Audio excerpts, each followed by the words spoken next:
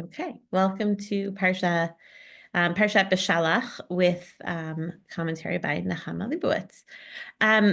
So this week I decided to focus on Paro.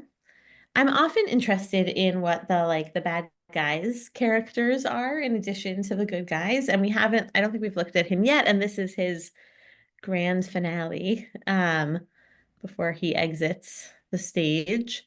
And so I wanted to look at her chapter on Paro's chariot. Now, one note, maybe this is not true for you guys, but I think that I had forgotten a little bit about this moment, like a sort of very powerful moment between us leaving Egypt, right? Bnei Israel leaving Egypt and arriving at the Red Sea, meaning we're not here to witness this moment. Where Paro decides to continue on, right? If you watch like the Prince of Egypt or those movies, often you see, right, all of the chariots getting swallowed up by the sea as the Bnei Israel finishes crossing and the sea collapses back into itself. But this moment of deciding to ready oneself, I think is interesting. So that is partially what caught my eye.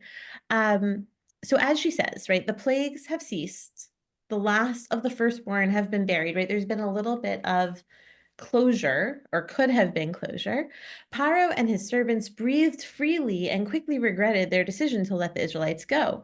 What have we done that we have released Israel from serving us? Paro promptly matched his words with deeds. So this is in our parsha, this pasuk, and this is the pasuk that we focus on for this class. Like it's a very focused in. V'yasor et richovo v'et amo lakach imo. Paro ordered his chariot. It's interesting that is the translation. Where is my copy of the book? I bet that's not how she translated it. I've been noticing the nuance of translation because her translation is so different from the one that they use. So her translation is he made ready his chariot and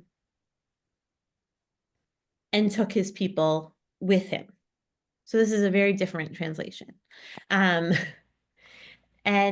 right then that's the chapter. So he ordered his chariot versus he made ready his chariot. Two of our classic commentators, and this is another interesting thing. We're only going to focus on Rashi, Ibn Ezra, and the Midrash. No fancy new commentaries or old commentaries, like just a deep dive here. So two of the commentaries dispute the implications of the seemingly ever so simple sentence, he made his chariot ready. So Rashi observes hu ba'atzmo, right? What are the two options? I think she says it later, right? One is that Paro himself went down to the stable and got the chariot ready. And the other is he said to the person who gets his chariot ready, go prepare. And so Rashi, it seems, is saying hu ba'atzmo, he himself went. And though Rashi fails to elaborate on the reasons prompting his comment, his ancient midrashic source does. And this is the part of the Breshit Rabbah that Rashi quotes. And this idea really took my breath away. I thought it was stunning, and I had never heard it before. This idea that sin'ah mekalkelet et hashura, that hatred upsets the natural order. Right. And I would say, we'll see strong emotion, right? Strong emotion upsets the natural order. And what is their proof is our pasuk, ve'asor richvo, v'lo hayalo kama avadim, right? Didn't he have several slaves? Why would he ready the chariot himself? Surely there is someone who prepares Paro's chariot for him. Eila sin'a mekakelet hashura. Paro's intense anger or hatred of Bnei Israel made him disrupt the natural order of things, which I think is very true, right? Often we do things differently when we're very angry. Sometimes we do them ourselves, but this idea that like we have order to our lives and hatred can upset it, I thought was really interesting. The Mechilta goes into a little bit more detail, right? That's all Rashi quotes, really. The Mechilta says, "Hu biyado asaro." He did it himself, right? Following along Rashi's line, Derech melachim lihiyot omdim va'acherim mati'in lachem. Right? Usually the king stands still, other people equip the chariot. Aval kan hu biyado asro. He actually did it himself. Kevan shera'u gedolei malchut shehu omed umatzia la'atzmo, amad kol echad v'echad v'hitzia la'atzmo. When the Egyptian nobles saw this, all of them arose and did the same. So something about this hatred pushed people to skip ordering their servants around and all personally oversee the equipping of their chariots. Rashi echoed the above commentators and explained the word vayasor literally. He made ready, i.e. Paro himself. But the Ibn Ezra explains it figuratively, basing himself on other parallels in the Torah, where the third person singular of the active verb, her use of grammar always grabs me, implies merely that the action was implemented through someone. Okay, so I want us to hold on to the examples because I think they're interesting, and we're gonna pull them all together at the end. So the Ibn Ezra's classic example is from King Shlomo, right?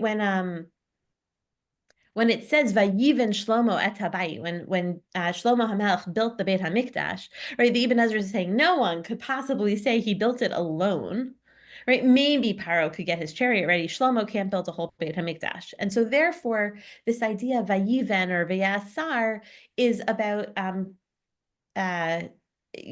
making it happen, not doing it oneself.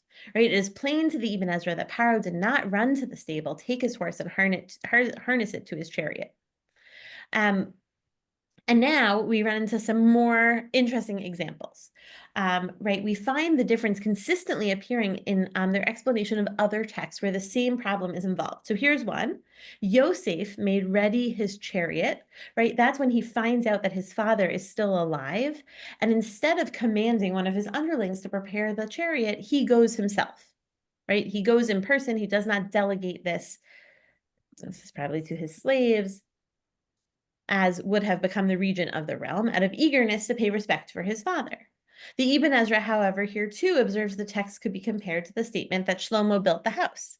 Both texts merely imply is probably what this should say, that they ordered the action to be carried out, or as we would say in English, Joseph had his chariot made ready.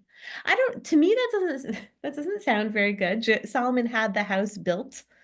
I think there's probably another way, if anyone has an idea, right? What is the way to say, like, he made it happen without implying he did it himself? I don't know. This is passive, right? Like, this is bad English. We wouldn't say that, we wouldn't recommend using the passive voice. But I think Maybe he facilitated. he facilitated. That's a good one. That's an interesting one because in some ways it takes some of that like top-down power away from him, right? It's more like he ordered. But I mean, maybe not with Yosef, but probably with Shlomo and definitely with Pyro. But yes, it's a good try, right? Like some word that sort of implies action without personal, calluses on one's fingers. And Rashi is true to his mode of interpretation in the case of the sacrifice of Yitzchak, again following the Midrash on Bereshit, Parakaf Bet, where Abraham, in response to the divine call, is stated to have saddled his own donkey. He, in person, observes Rashi, not delegating one of his servants to do it, but because love disrupts protocol. So I was a little sad that just hatred disrupted protocol, and I was very relieved to find that ahava also disrupts protocol, right? And that's certainly with Yosef, hopefully with Shlomo also. Right, that whatever strong emotion we feel often causes us to skip the middleman. And I think that that's true. I'm curious what you guys think. I was sort of reflecting on it today. And I think it's true. Often we say that, right? Someone who is truly devoted, does whatever thing for their ailing parents on their own, even if they could have hired someone to do it for them. That's like the service of, loving your partner or your parent or whoever it is that's sick.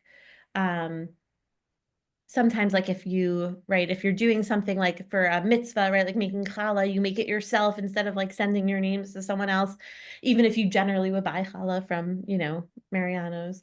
And And so this sort of the strong love or the strong hatred will disrupt the protocol, sort of our normal way of things.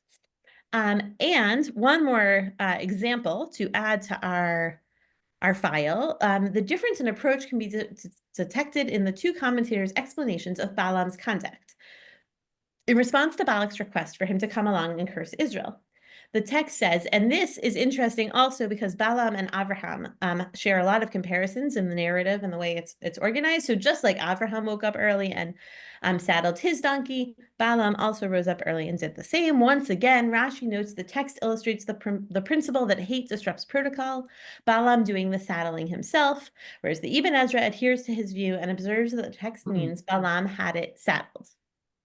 So one thing just to note from like a bird's eye view is that this is great, right? Like Nechama Leibowitz was able to point out that Rashi is consistent, that the Ibn Ezra is consistent. And I just think, I mean, I have such awe for the commentaries all the time, but the fact that they could do this pre-Sepharia, pre-concordance, right? That they could note these patterns. This spans from Breshit to Shmot to Devarim, Bamidbar. So many examples of this idea where a strong emotion might cause the actor to do something on his own. And then to see that in that pattern, what is the thing that causes it is the strong emotion, hate or love. And that Rashi and Ibn Ezra really stick. It's not like in some cases they're like, oh, maybe it's this way. In some cases it's that way. They really stick to their own hashkafa about what it is. Right. So this idea that hate or love disrupts your protocol does not appeal to the Ibn Ezra. It doesn't make sense to him. It doesn't resonate. However, right, we would say that. So Rashi detects in the text an allusion to the personal feeling of the subject, his holy or unholy haste, right, his love or his hate in carrying out his task, diagnosing that motives prompting him to this unusual personal performance of labor unfitting to his station in accordance with the conventional rules and etiquette governing his situation in life. Right? That I think there's something very powerful there. I feel like I'm not doing it justice, but I think Rashi is like not he's not hitting it home. Like he lines up the home run and he lays it all out, but it doesn't really come home. The Ibn Ezra, however, can only see in the text a routine, idiomatic way of expressing the performance of an action through others. Slightly less inspired, but at least consistent. We shall refer to just one more illustration of this divergence of approach with reference to the following pasuk, also from our Parsha a little bit later, a few pasukim later, where it says that Egypt pursued and overtook them and Paro drew near. Now, this is one of my favorite parts of this essay because she is going to reference what is for her modern day events, which I always think is so great when there's like a personal timing thing to it. So this is Rashi. Yes, this is the Rashi there. How did Paro bring the people with him, right? You would think after all the makot and the worst of the makot, like, and the terrible loss that everyone had suffered, that like the people would not have been willing to go with him, right? And so how does Paro pull his people along? He talks to them. He uses nice words. Lakinu v'natzlu mamonenu v'shlichanum, right? We have been stricken. They have taken all of our money, and yet we have let them go free. What a mistake. Bo imi. Come with me, right? I'm going to. I won't behave the way other kings behave. Right? Paro didn't expect the people to go in front, be the first people to fall in battle, and he hides in the back. He is going to ride at the front of the line. He is going to saddle his own chariot, prepare his own chariot, saddle his own donkey, whatever it is. And so therefore that hikriv is that he brought himself near, right? It's a hifil. Hikriv atzmo, and that sort of hastened the army. And so she notes here that this isn't Rashi-like, right? What prompted Rashi to prefer the Midrash? Surely he was also aware of the biblical usages of the verb. Indeed, he himself refers to that idiomatic usage in explaining the passage describing Yosef's position of trust in prison. which is its own sort of tricky example, we also see that Rashi also follows Ibn Ezra's approach when it suits him. Like in the case of Shlomo's work on the Beit HaMikdash, there's no way that he can say he did it all himself. So why then did Rashi choose to diverge from this path, which seems to conform to the plain sense of the narrative?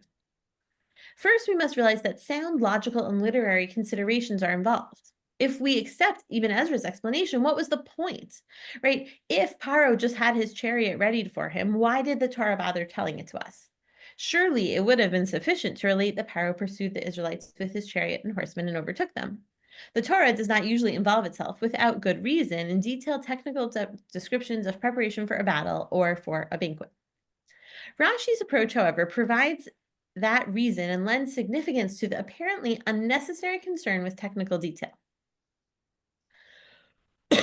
Right, and I think it's interesting the way she says, right, that many people think of the Midrash as sort of fanciful or unreal. Certainly, I think many of us do, failing to understand that reality is often stranger than any fiction, that history is full of mysteries, and that the human heart is very complex. I did not really think of Nechama Leibowitz as a poet, and yet I find that sentence to be very beautiful.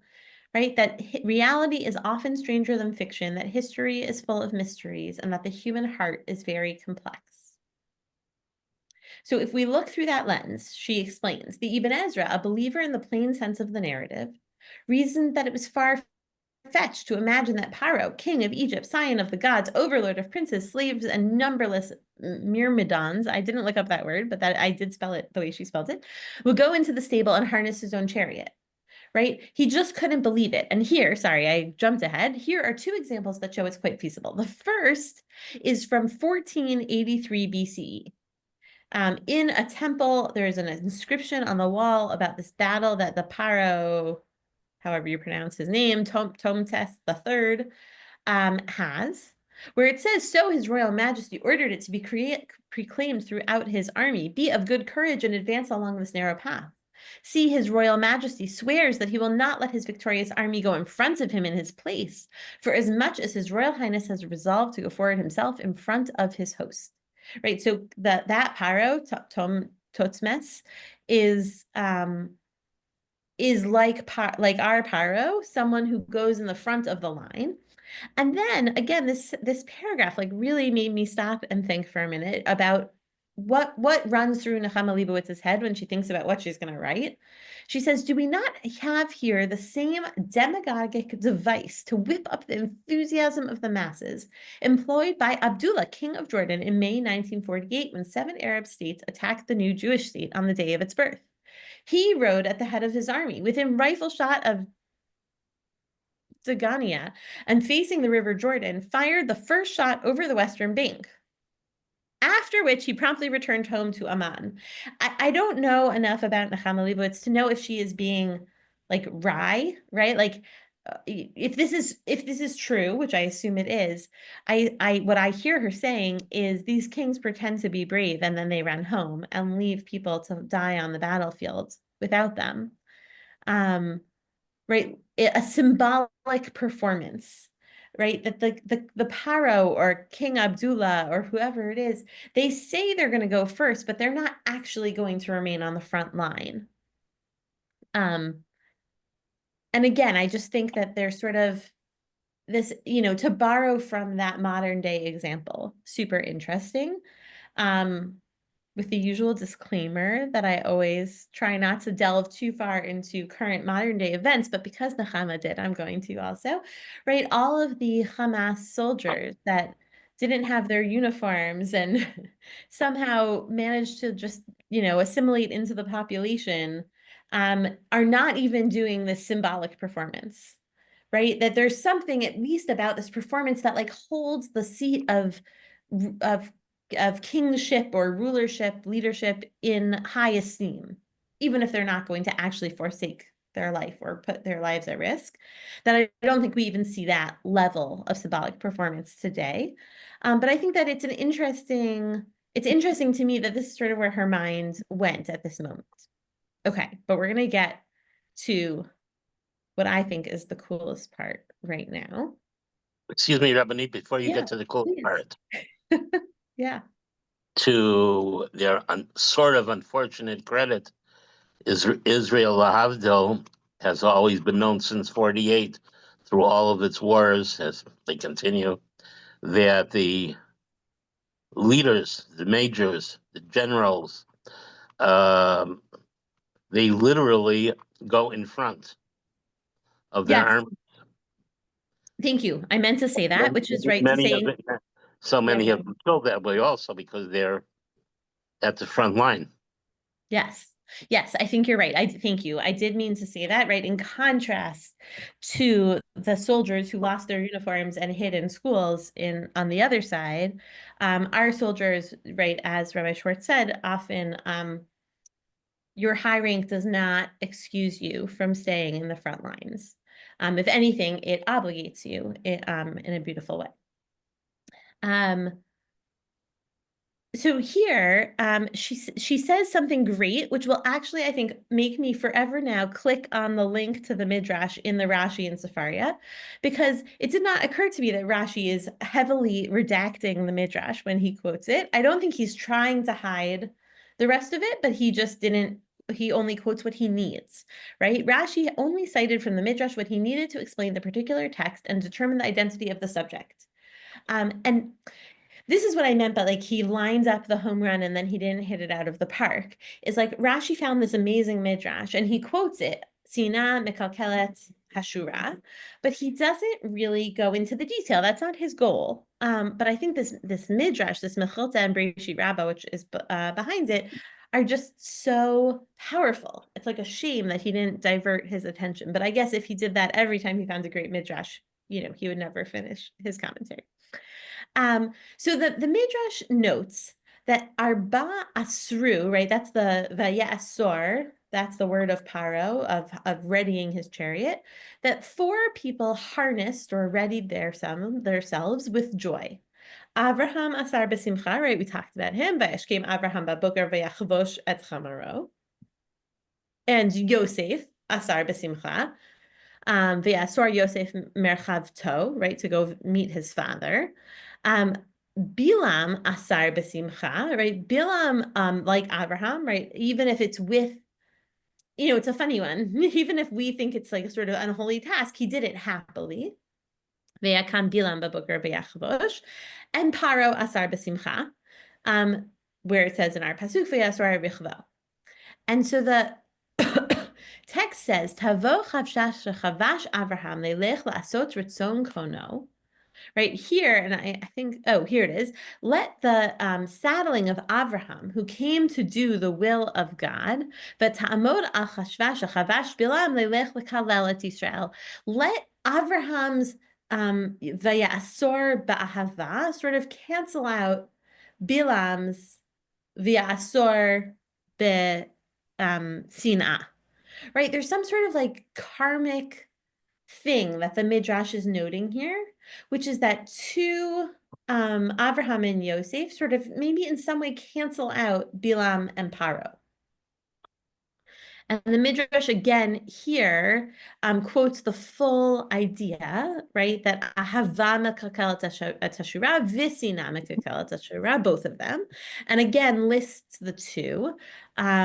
And this explanation, right, is that both hatred and love upset the natural order, and that they should come and counteract one another, right? Chavsha v'ta'amod al chavasha. And sort of more fully that Avraham counteracts Bilam and Yosef counteracts Paro. So this last paragraph, as usual, I find her conclusions to be so stunning. And I think it goes on to oh no, this is the end. What are the implications of this curious manipulation of events? Did Avraham know that he had to counteract the effect of Balaam's machinations against his descendants? Did Yosef know that this showing respect to his father would nullify the designs of a tyrannical Jew-baiting Paro many centuries later who knew not Yosef? This is not the intentions of our sages. I will admit, until I read these sentences, I really liked that idea. That like you do these good deeds because you know that they need to like hang out in the sort of karmic balance until something bad happens, right? I thought when I read this, as I was putting it into the source sheet, I thought, wow, what like a cool idea that Avraham joyfully rose to the Akedat Yitzchak, not just to do the thing that Hashem wanted, which we struggle with, right? Not just to offer Yitzchak up, but because he somehow knew that doing that would allow us to counterbalance Bilam later. Right, Yosef, who I think was hesitant, like had strange emotions around being reunited with his father, was very, emotional. Maybe part of that was knowing that he brought Bnei Israel down, Ki'ilu, right? Because he invited his father and family down. But knowing that by coming out to greet Yaakov, he somehow was going to counterbalance Paro's joy at, destruction later. But Nechama says that's not true, which, okay, maybe it's not true. What she says, what did Chazal want to emphasize was that no good deed ever goes to waste. The power of love is destined to overcome the power of hate. You Again, mean, yeah, please. but isn't that exactly what you were saying? Well, I think what she's saying is that it wasn't purposeful. It wasn't that Abraham thought, oh, in hundreds of years, right? If you do a good thing today, it's not like you're thinking my great, great, great grandchildren might need this. You do it to do good things, and it just so happens that good things overbalance bad things. That it wasn't like a nevuah thing, I think is what she's saying, right? Abraham didn't know that this was an added benefit to his, which in some ways is stronger, right? We do the good things and we just hope that they work out the way we want them to. We don't always, how lovely would it be? How inspiring, how much easier would it be to do hard things if we knew the beautiful ramifications centuries later, right? But we don't know. We just have to we have to believe. Again, I just think that this idea that no good deed ever goes to waste and that the power of love is destined to overcome the power of hate is so beautiful and so powerful. And then, like, again, I hear like a mild rebuke of Rashi. Rashi, however, reproduced only the subject matter directly relevant for claiming the primary meaning of the text. Almost like, Rashi, what are you doing? You missed the whole point, right? Like, I think it's so lovingly and beautifully done that it doesn't come off as like, disrespectful to Rashi. But she feels like you can't let this point go, Rashi, without making the full point. Um, yeah, and maybe it is the same as you're saying, Rabbi Schwartz, but I don't know. Something about this idea that our actions go into some kind of like karmic scale of justice that is not going to be seen today or tomorrow or even for our children or grandchildren, but sometimes centuries after, when no one will remember that it was our ahava that mikalkelet et hashura instead of the sina. No one will remember who we are, right? I mean, with Avram and Yosef, we're a little bit luckier. But that no good deed goes to waste and that it will overcome the power of hate. I think when she mentioned King Abdullah, I felt like there must have been a lot of hate, right? Obviously, knowing what she lived through, and that today there's a lot of hate in American culture, in American politics and Israeli politics, right? A lot of bad feelings, even amidst good news right now. And so this idea felt so beautifully resonant. And to be able to take a negative aspect of Paro and find this like beautiful positive lesson I just thought was a very beautiful way of her using her essays to inspire, right? Often she's really interested in the technical points or the interesting authorship, but here she just like really sticks to very traditional sources and manages to pull something out of them that I think had gotten sort of lost along the way. So I think it is my favorite, still my favorite until next week. But I'll stop the share so we can see each other better. I welcome ideas or thoughts. Well, I was thinking that after all those years, Pharaoh knew how fast or slow his servants were to saddle his donkey and get the chariot ready.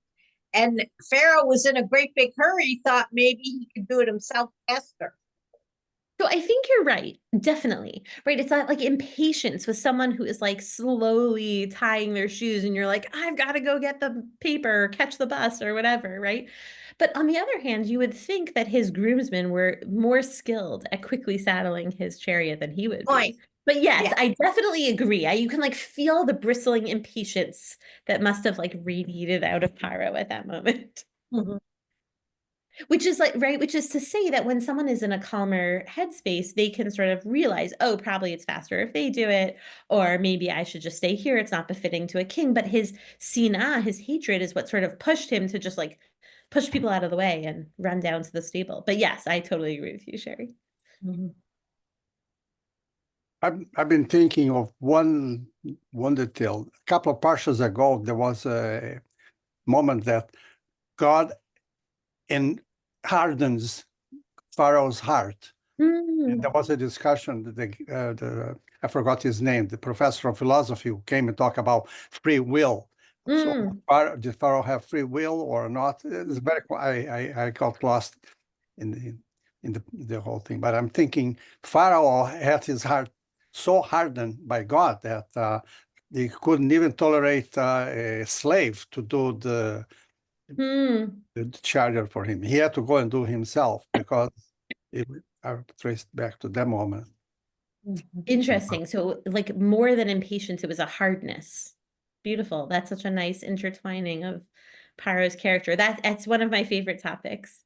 Um, and honestly, here I think it fits. One of the things I really love, a commentary by Rabbi Shai Held, who I think is taught at Shul. He works at Hadar. He's one of the founders.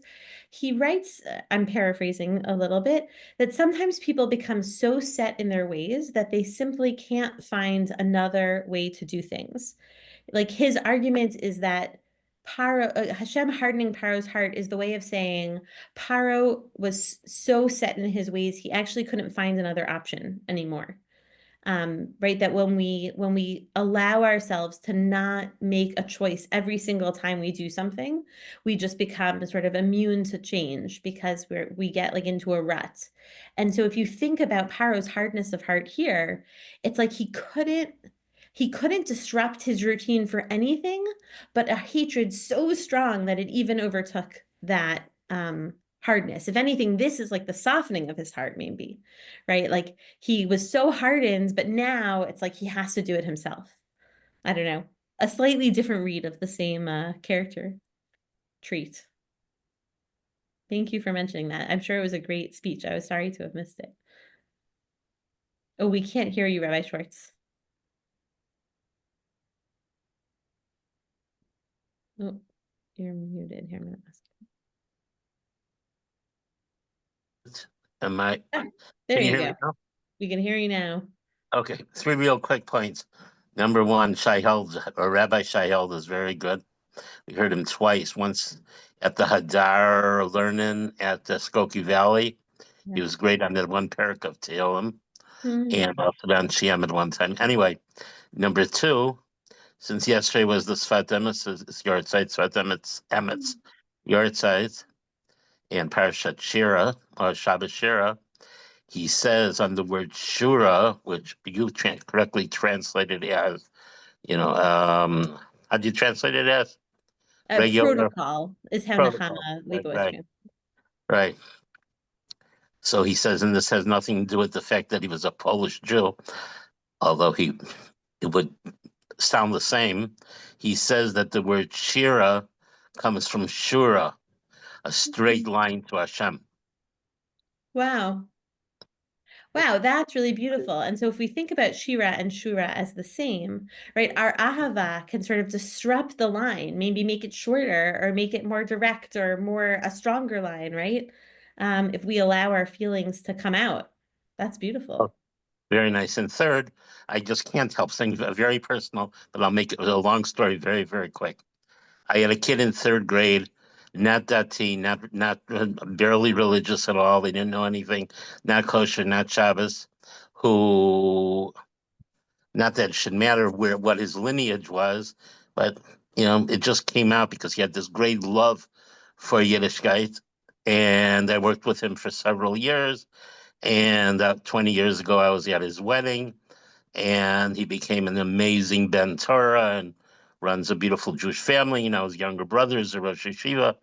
And when I was telling the story to the Baba Rebbe's wife's uncle, he said to me, "Do you know why you had in Yiddish, the schia, to have this kid in your class? And I said, no, why? And the kid's, first of all, he comes from the great rabbinical lineage, and he comes from a great lineage of a great tzaddik in my father's town, who was a good friend of my grandfather, as a matter of fact. And it just happens, if you will. So he said to me, you had that kid in your class because you had your grandfather. So something from 50 or 80 years earlier, according to what Yeah, his uncle said to beautiful. me, is why I had this chut to get this kid to become frum and so on and so forth. Yeah, right. Like we feel those ripples, and it's like nice when we can see them a little closer together. Right, much harder for Abraham to have been so long gone by the time of Bilam or Yosef and even Paro, which is shorter. But yeah, beautiful. I love that. And as you were speaking, I was thinking often great emotion, right? What comes out is hatred, like troubled kids if that's channeled, right? If you can get it to follow the protocol, it's to stop being mekakel hashura, then often it turns into great passion for something else, right? That passionate people are passionate, and if you can channel sina into ahava, that's mekalkel its own thing. That The emotion. kids that are the worst nightmares very often turned out that in my experience to become the greatest b'nai Torah and finest young men and fathers and grandfathers. And Yes, I have a very dear friend who often says, my daughter will change the world. Like, I hope I survive to see it. Right? That like she's a lot of trouble to raise, but that means she'll be a strong and, confident leader one day. Um, so yes, yeah. I think there's so much to unpack there. Amazing. Well, it was so lovely to learn together. So nice to see everybody. This Thursday, Rabbi Yisachar Katz is coming to town. I know it's not easy for everyone to go to Skokie Valley, but if you are able to be there at 8:30, I promise it will be an evening you will not forget. He's really an amazing teacher. He has a fascinating background. He comes from the Satmar world and now teaches at Yeshivat Chovevei Torah. And he's really a huge Talmid Chacham and an amazing teacher. My husband had him in Chovevei, and I had the privilege of learning with him sometimes. So he'll be there Thursday night at 8:30 for a Beit Midrash on Gemara. And on Shabbat, he'll speak in Shul and after Shul, like in that Kiddush slot. So not to be missed. I highly recommend him. And then the following Shabbat, I will be in town, and I'm staying through Sunday night to teach the first of our Beit Midrash series focused on Purim. So again, if you're able to come in person, I highly recommend, not, of course, only my own, which would be a sign of great hubris, but also a great lineup of Rabbi Belinsky, Rabbi Hart, and Yudi Sufrin. So a really wonderful, four very different approaches, I think, to the Purim learning, and great sources for everyone to dig their teeth into. So lots of good learning coming up. I hope that people can join us. And I look forward to seeing you all in 2 weeks. Thank you. Thank you. Of course, have a good Thank week. you. Stay warm and safe and inside if you can. thank you. We'll see you Yes, soon. Thank you.